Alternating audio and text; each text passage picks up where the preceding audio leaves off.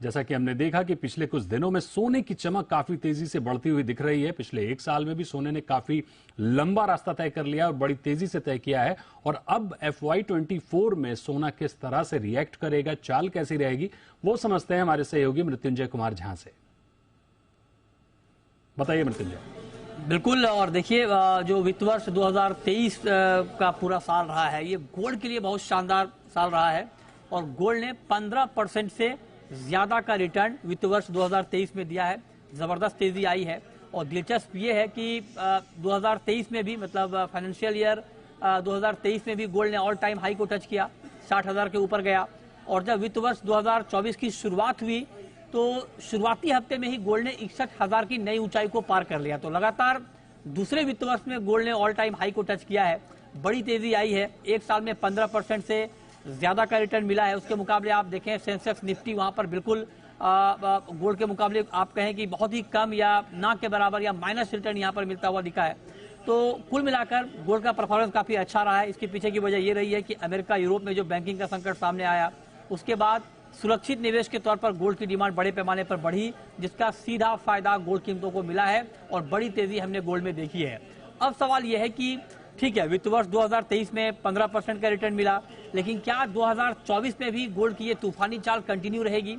अब इसको लेकर के जो फंडामेंटल है अब तक के, वो गोल्ड के लिए पॉजिटिव है। पॉजिटिव इस सेंस में कि आप देखिए कि यूक्रेन रूस का युद्ध जो है वो अभी भी चल रहा है और जो एक जियो पॉलिटिकल का प्रीमियम गोल्ड को मिलना होता है वो अभी भी मिल रहा है।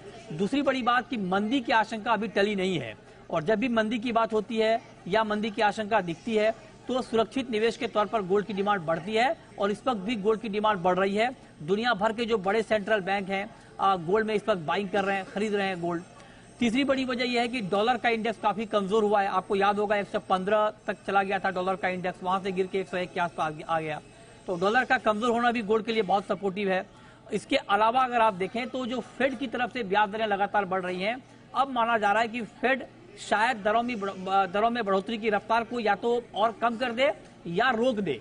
अगर फेड की तरफ से ब्याज दरों में बढ़ोतरी रुकती है तो ये गोल्ड के लिए एक और बड़ा पॉजिटिव फैक्टर होगा। लिहाजा ये सारे फंडामेंटल गोल्ड के लिए मजबूत हैं, लेकिन इन तमाम मजबूत फंडामेंटल के बावजूद कुछ बातें आपको ध्यान में रखनी चाहिए।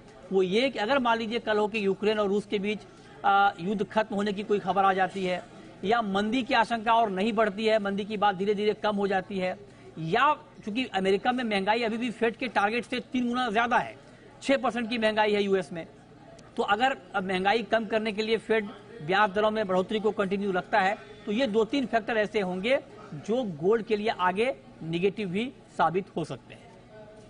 बिल्कुल मृत्युंजय, बहुत बहुत शुक्रिया करेंगे आपका इस पूरी जानकारी के लिए। यानी आगे भी सोने की चमक कम से कम बढ़ती हुई नजर आ रही है।